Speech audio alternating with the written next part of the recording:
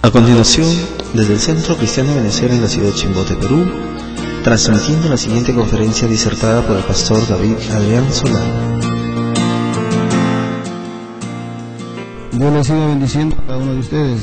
Gracias a Dios porque nos permite reunirnos y así continuar entendiendo los lugares altos, que es parte del peldaño que nos va a llevar a comprender el reafirmar nuestra identidad en Cristo.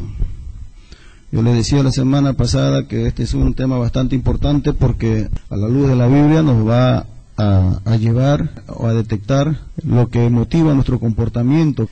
Y el pueblo de Israel nos enseña, según hablando Dios a través del apóstol Pablo, que las antiguas escrituras, o sea el Antiguo Testamento, por ser más claro, dice que nos fue escrito para nuestra enseñanza. O sea que cuando leamos el Antiguo Testamento, de ahí tenemos que sacar enseñanza para nuestro vivir diario en estos tiempos. Y nos quedamos leyendo Deuteronomio capítulo 7, versículos 6 al 8. Porque tú eres pueblo santo para Jehová tu Dios. ¿Qué le dice? Pueblo santo. Oiga, y fíjese cómo vivía el pueblo de Israel, ¿no? Y él le dice pueblo santo. O sea, las actitudes nuestras no tienen que ver nada con esa palabrita de santidad que tanto miedo nos da. Porque tú eres pueblo santo para Jehová tu Dios. Jehová tu Dios te ha escogido para hacerle un pueblo especial, más que todos los pueblos que están sobre la tierra. No por ser vosotros más que todos los pueblos os ha querido Jehová y os ha escogido, pues vosotros erais el más insignificante de todos los pueblos. El 8 dice, sino por cuanto Jehová os amó y quiso guardar el juramento que juró a vuestros padres, os ha sacado Jehová con mano poderosa y os ha rescatado de servidumbre de la mano de Faraón, rey de Egipto. ¿Para qué escogió Dios al pueblo de Israel? Para ser un pueblo especial. Y dice, no por ser vosotros más que todos los pueblos, sino porque era, ¿qué cosa? El más insignificante. Mira tú la transformación que hace Dios por amor. De ser el más insignificante, ¿a dónde lo lleva? A ser un pueblo especial. Y la Biblia dice que para Dios no hay nada imposible. ¿Cuántos de nosotros estamos pensando y hablando? ¿Qué voy a poder salir de esta situación? ¿Y a cuántos de nosotros quizás nos desprecian? Quizás nos marginan. Quizás nos tratan despóticamente, se dice, ¿no? Quizás ni nos toman en cuenta.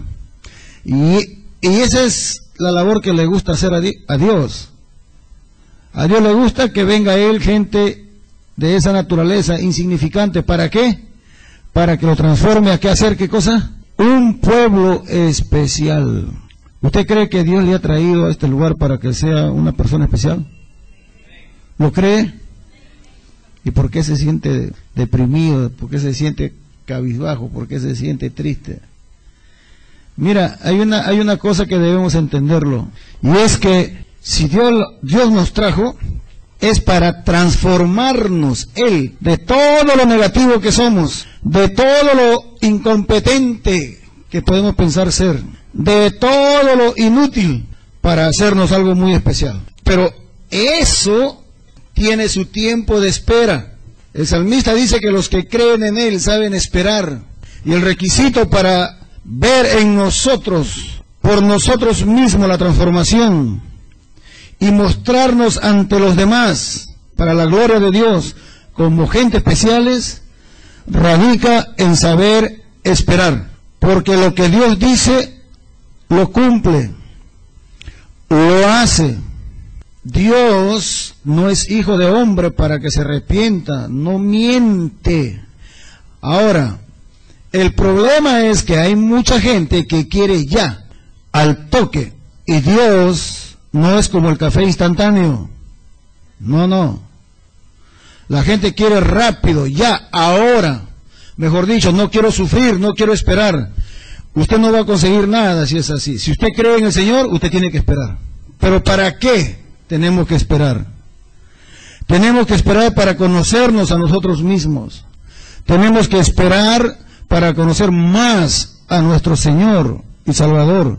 Tenemos que esperar para poder valorar cómo es que Él ha mostrado su amor aún en las circunstancias adversas, llevándonos de camino a la transformación. Dios, cuando llama a Abraham, le profetiza y le dice: tu descendencia va a estar 400 años esclavo. Y cuando Dios trata con la descendencia de Abraham, que ya estaba esclavo, Dios le dice, puede sacarlo ya, le dice: te vas a acordar de dónde te he sacado, para que recordándote sepas valorar que fui yo y no fue tu competencia. Por lo tanto, el proceso de transformación en nosotros va a demorar. Hay que saber esperar. No hay que cansarnos. Hay que persistir. Hay que ser constantes. Y poco a poco eso tendrá su fruto. No se canse de seguir oyendo que estas son verdades que cambian la vida.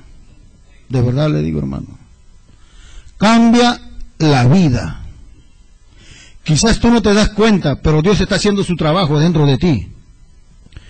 Mira, si tú has creído y has recibido a Jesús como el Señor de tu vida, tú no vas a ver nada, ni vas a sentir nada, pero ten la convicción que Él ya está trabajando dentro de ti. Y seguramente en los momentos más difíciles de tu vida, tú te has recordado de algún pasaje bíblico, o te has recordado lo que te dijo el pastor, o te dijo alguien, y has reaccionado, ¿cierto o no es cierto? ¿Hay alguien que le ha pasado eso? Yo quiero decirle, si usted ha recepcionado esa voz tan sensible de parte del Espíritu que está dentro de ti, es el trabajo que Dios está haciendo en tu vida. Dios nos puso para ser felices, créelo. Dios puso para que disfrutemos de su creación. Dios puso para que disfrutemos la vida. Y estando en esa situación o en esa condición, hacer ver a la gente que Dios es fiel, que Dios es bueno, Él es nuestro Padre. Dios no nos llamó para vivir desgraciados, hermanito. Dios no nos llamó para ser menos que antes de conocerlo. Dios nos llamó para ser mucho mejores. Pero necesita esa nueva criatura ser alimentada de la palabra. Mejor dicho, necesita ser convertido. Una cosa dijimos es ser salvo, otra cosa es nacer de nuevo. Hay mucha diferencia. Y estamos tratando que sea Dios quien convierta. Usted no se va a convertir por información bíblica, quiero que usted lo sepa. Usted no se va a convertir educándole para que se convierta. No. La conversión es trabajo exclusivo de Dios. Y cómo tú respondas a ese llamado de Dios. Lo que hacemos aquí es alimentar, es vestirte del nuevo hombre, es desvestirte del viejo hombre o la vieja mujer, es motivarte a que estudies el manual de vida y pongas en práctica. ¿Para qué? No para que lleves religión, no para que hagas culto, sino para que expreses un estilo de vida diferente, libre, completamente libre de todo prejuicio, libre de temores, libre de la ira, libre del desenfreno, libre. Tú eres libre para decir no a todo.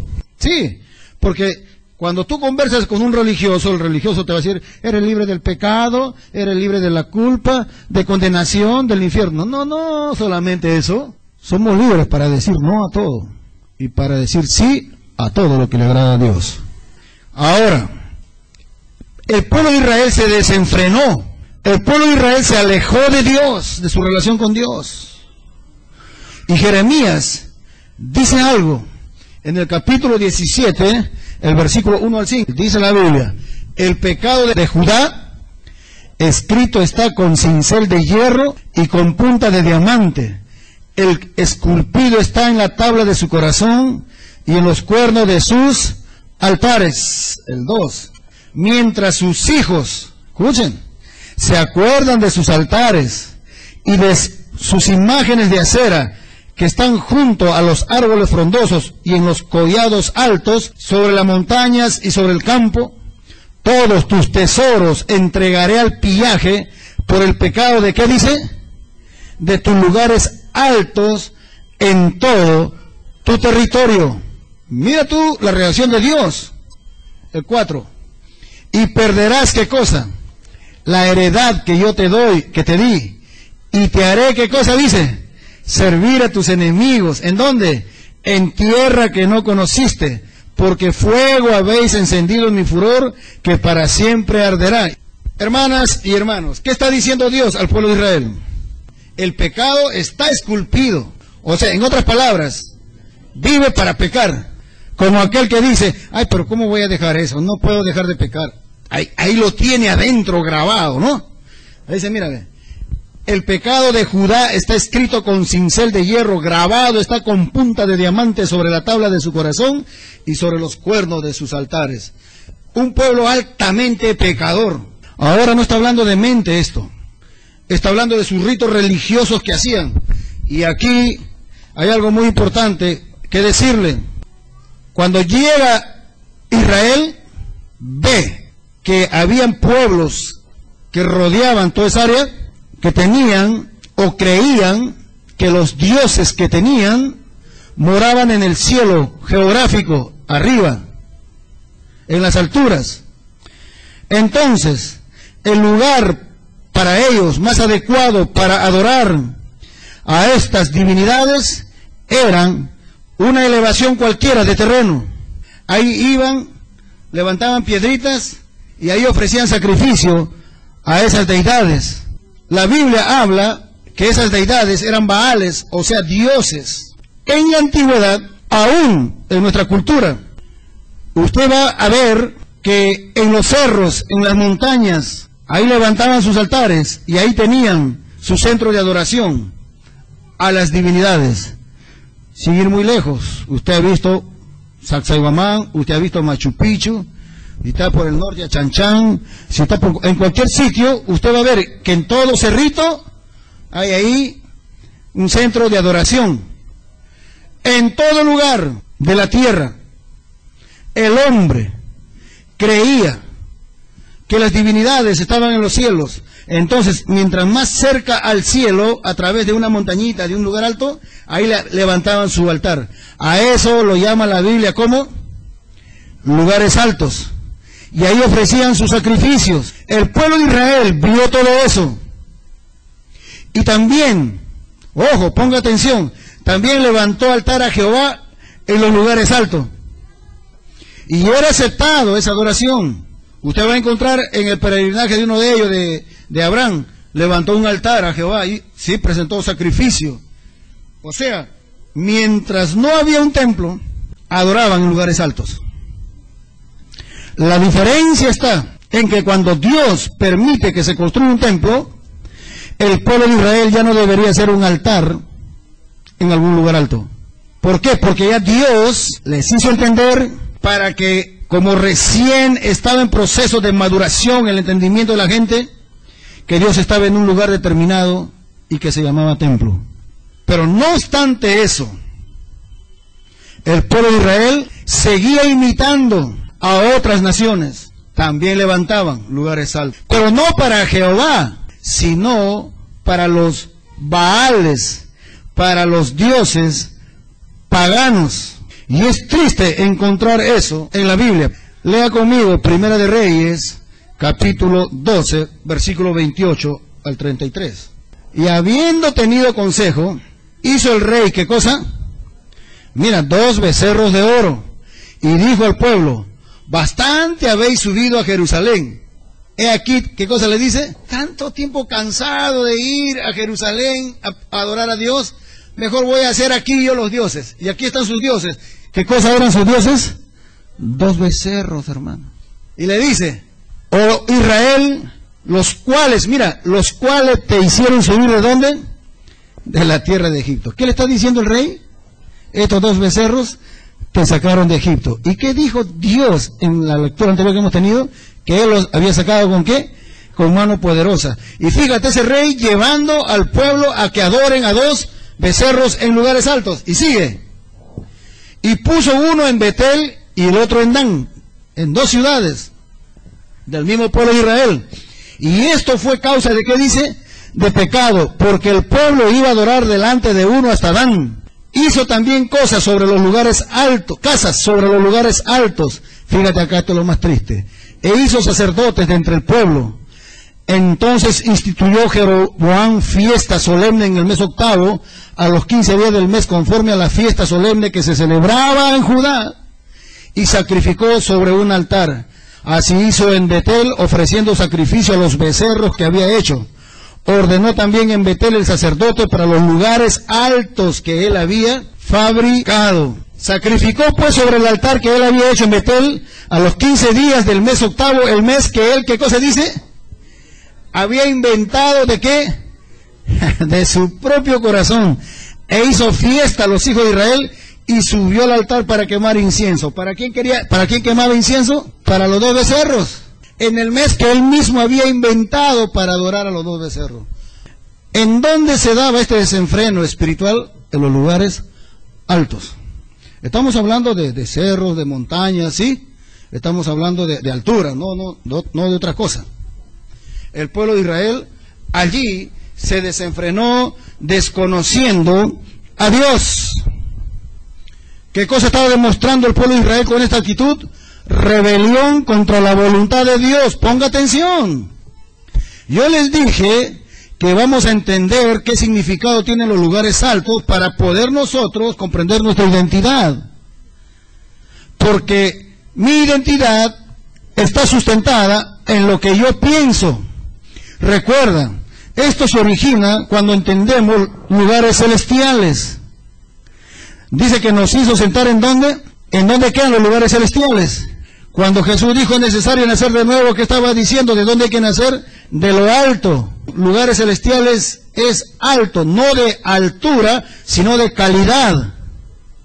Y este pueblo nos está enseñando cómo es que Dios se enoja cuando el pueblo saca de los lugares altos a Dios y pone a becerros, pone a ídolos, pone a divinidades paganas. Entonces, si entendemos esto, hermanos, ¿cuál es la actitud de Dios frente a una persona que no entienda en qué consiste estar sentado en lugares celestiales? Hermano querido, es muy duro. No se trata de decir estoy sentado en lugares celestiales por decir estoy sentado en lugares celestiales. Cristianismo no es religión. Es entender estas cosas y poner en práctica. El pueblo entendió mal y el pueblo se va a lugares altos. El pueblo entendió mal aún escuchando que Dios le había dicho que Él los sacó. Y el rey nombra sacerdotes que no eran descendientes de la línea sacerdotal. El rey inventa un mes para hacer su fiesta. El rey inventa 2 becerros para adorarles, diciendo que los sacó de Egipto. La Biblia dice que nos hizo, ¿qué cosa nosotros? ¿Pueblo de qué? De reyes y sacerdotes. ¿Aquí un rey está actuando conforme a la voluntad de Dios? No. ¿Qué causó esa actitud de ese rey en Dios? Ira. Cualquier acto de rebelión contra la palabra de Dios es causa de dolor y tristeza, ¿verdad? Dios no está interesado en lo que hagamos, sino en lo que pensamos. Leímos un pasaje bíblico que Él escudriña nuestra mente y discierne las intenciones del corazón. El rey llevó al pueblo a apartar de Dios en su caminar. La mejor instrucción a los hijos está en la palabra de Dios, en la Biblia.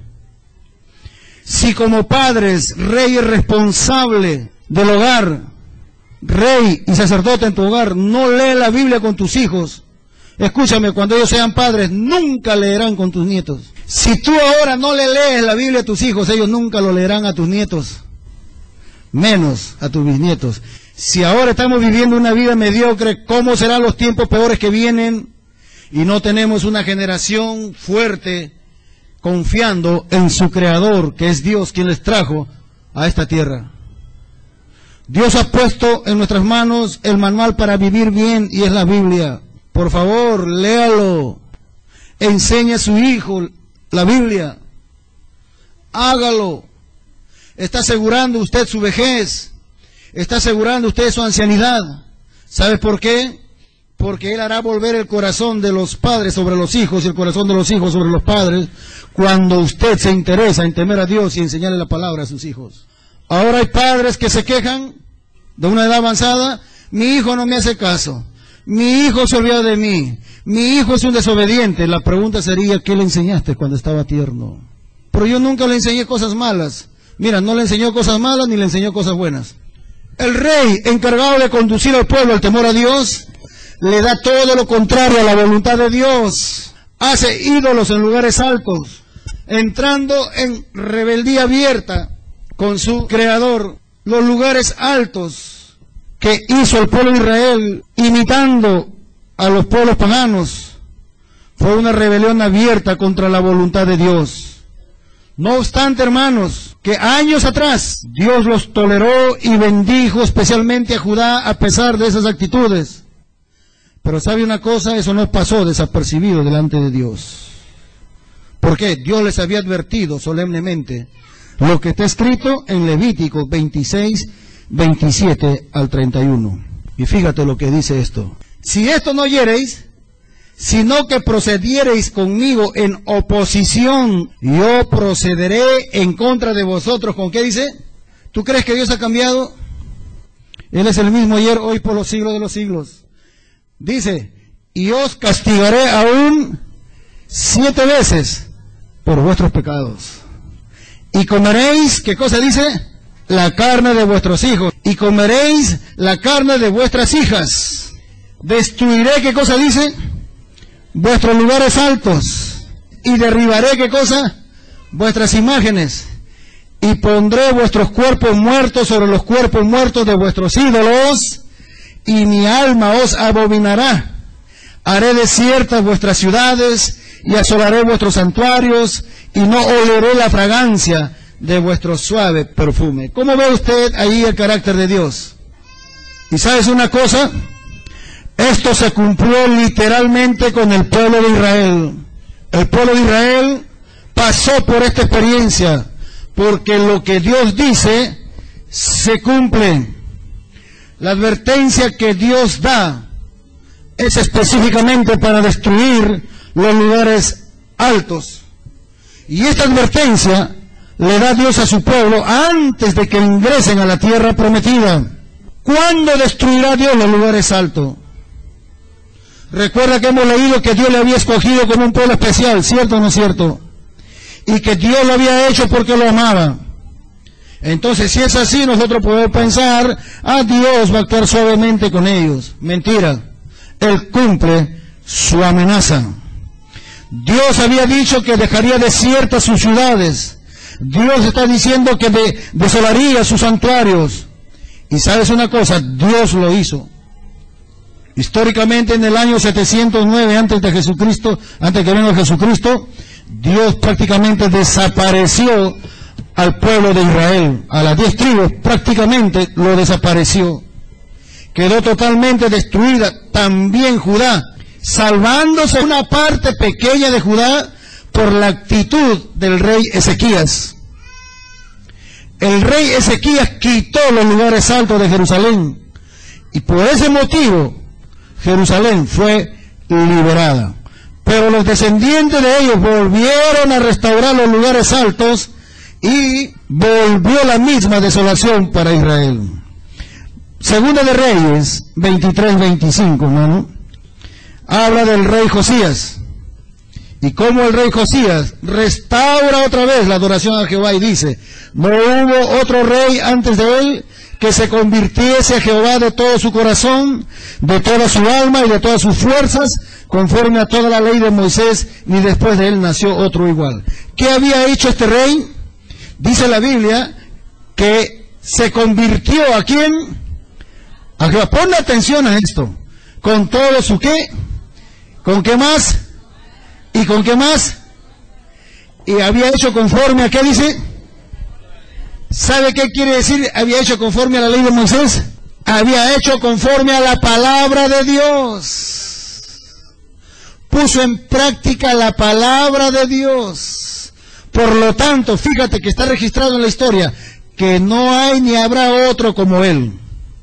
¿Te vas dando cuenta cuánto valor tiene darle importancia a la palabra de Dios? Fíjate que cuando él da la importancia a la palabra de Dios, lo primero que hace este rey, destruye los lugares altos. Si usted está escuchando la palabra, lo primero que va a hacer es destruir los lugares altos, de las cuales vamos a hablar el domingo. Pero es importante entender el proceso de lugares altos. Como este rey Josías se caracteriza por sobre todos los demás. Pero hay una cosa, y la Biblia registra, anótalo nomás, en Segunda de Reyes capítulo 22 y 23, en Segunda de Crónicas capítulo 34 y 35, todos los hechos de justicia que había hecho este rey. Pero fue demasiado tarde, porque la advertencia de Levíticos se llegó a cumplir. El pueblo de Israel, de todas maneras, fue esparcido. Y vamos a volver a leer Levíticos 26, 33 y 34. Mira lo que dice: y a vosotros os esparciré entre las naciones, y desenvainaré espada en pos de vosotros, y vuestra tierra estará asolada, y desiertas vuestras ciudades. Entonces la tierra gozará su día de reposo todos los días que esté asolada. Mientras vosotros estéis en la tierra de vuestros enemigos, la tierra descansará, y entonces gozará sus días de reposo. Y Segunda de Crónicas, capítulo 36, 21, para que se cumpliese la palabra de Jehová por la boca de Jeremías, hasta que la tierra hubo gozado de reposo, porque todo el tiempo de asolamiento reposó, ¿hasta cuántos años? 70 años. Esos 70 años estuvieron cautivos, prisioneros en Babilonia, y la tierra de Israel no vivía nadie. Descansaba, reposaba la tierra. Esto se cumplió, muy largo la historia y un poco cansón.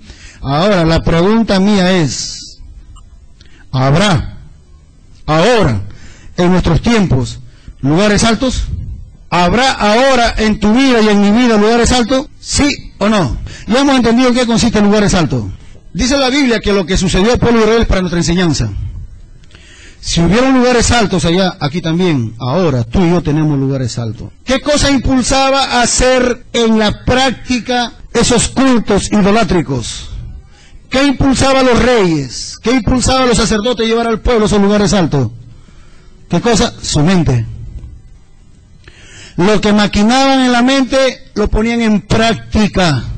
Ellos decidieron en su mente y en su corazón hacer como les daba la gana, no como lo que Dios había establecido.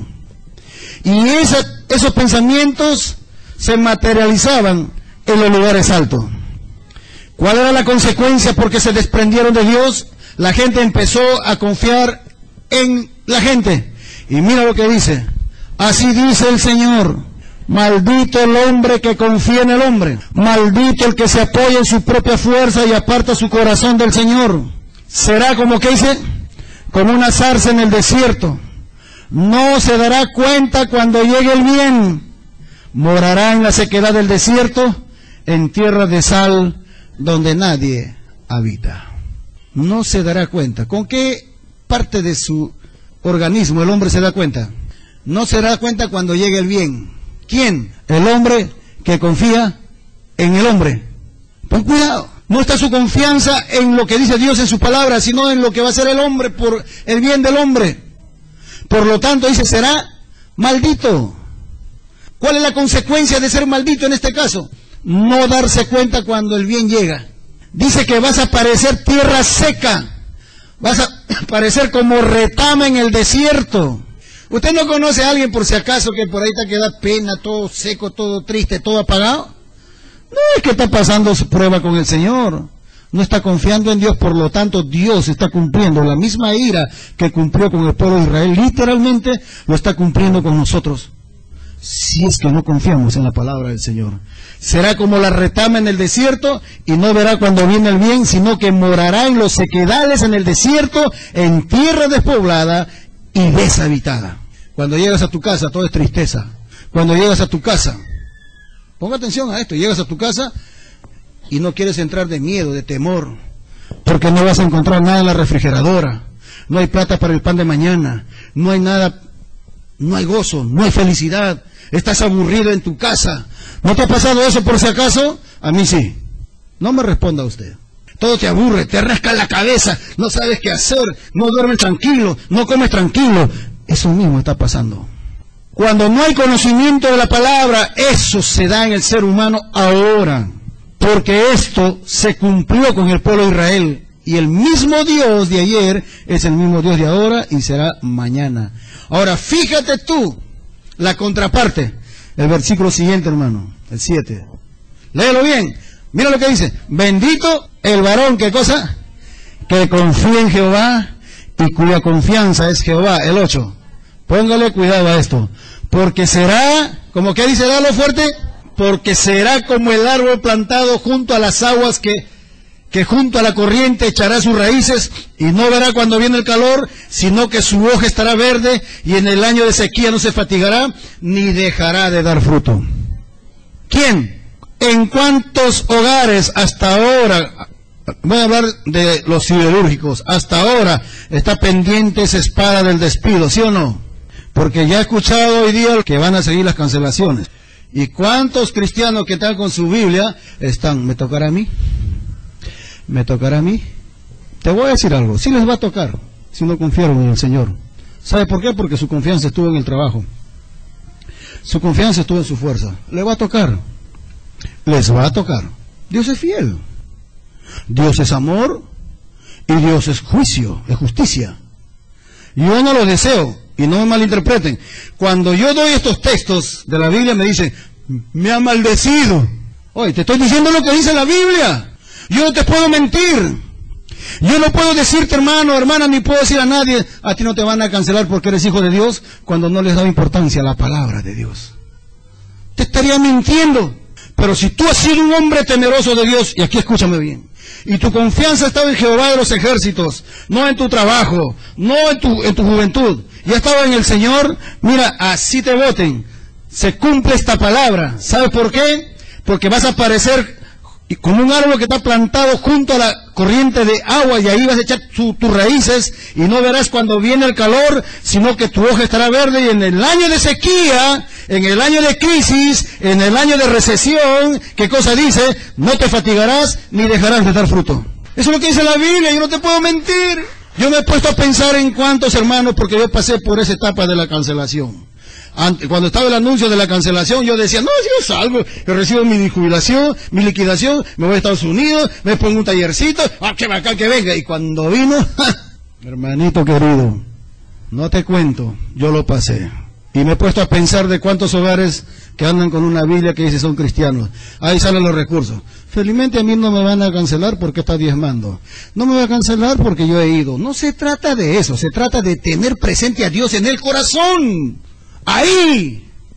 Vengan, hijos, vamos a abrir la palabra. Voy a leerles un pasaje bíblico. ¿Qué estás diciendo? Estás dándole importancia a ese Dios. Le estás tomando en cuenta. Yo tengo un testimonio hermoso que recibí esta semana. Increíble, gente que le teme a Dios, le da importancia a Dios, y Dios los hace florecer. Y tengo un testimonio de gente que ha predicado, que predica, que diezma, que ofrenda, que toca en ministerio de música, no es de esta iglesia, y están ahí que dan pena. No se trata de hacer religión, se trata de dar importancia a Dios en cada acto de nuestra vida, las 24 horas del día. Hermanos, solamente así, dice la Biblia, somos benditos. Ahora, ¿cómo están los lugares altos en tu vida? Y estoy orientándome, en este caso, a gente que no hemos tomado en cuenta a Dios, nos hemos rebelado contra Dios, no le hemos dado importancia a Dios, y estamos viviendo una situación difícil. La Biblia dice, maldito si no me tomaste en cuenta. En el momento de la crisis vas a parecer como la retama seca en el desierto. Pero bendito en este tiempo de crisis, si me dices importancia, porque vas a parecer como si fueras un árbol plantado junto a arroyos de agua. Florecerás. ¿Cuántos creen que Dios es fiel? Ahora te voy a decir algo. La Biblia es clara. Dios dice, el que confiesa y se aparta, alcanza misericordia. ¿Qué quiere decir eso? Eso quiere decir, mañana me va a pasar una desgracia y ahora me doy cuenta del error que he cometido todo este tiempo. Yo confieso a Dios ahora, llego a mi casa o aquí mismo o ahí donde estás tú y dice, verdad, yo he sido un rebelde con Dios. Y digo, Padre, perdóname. Te confieso que he hecho mal. No he debido vivir así mi relación contigo. Y háblale y dile lo que sientes. Tengo miedo. La verdad tengo miedo. Y tengo miedo porque nunca confié en ti. A partir de ahora me confieso y te pido que me fortalezcas para confiar en ti. Quiero confiar en ti a partir de ahora. Quiero convertirme. Ojo, convertirme. Mejor dicho, nacer de nuevo. Y a partir de ahora yo te daré la debida importancia, Señor. Llega a tu casa, pide perdón a la esposa, al esposo, a los hijos. Pero yo te estoy dando la solución. Después no venga con el cuento de que ahí nomás nos maldicen, nos mandan al infierno. Te estoy dando la solución. Llega a tu casa, reúne a la familia, 7 francos o 7 francas. He fallado. Ustedes saben que he fallado. Yo no he dado importancia a la palabra de Dios. Perdónenme. A partir de ahora haremos del Señor el Señor de esta casa. Créeme. Dios dice, no, este me está engañando. Este cree que soy sonso. Porque pasa esto y va a volver a lo mismo. O puede decir, yo te creo, hijo. Te creo, hija. Pues yo no sé qué va a hacer él. No te llegará. Y si te llega con la solución también. Bendito el que confía en el Señor. ¿Hay alguien que confía aquí en el Señor? Dale una ofrenda de aplauso al Señor y que Dios le siga bendiciendo.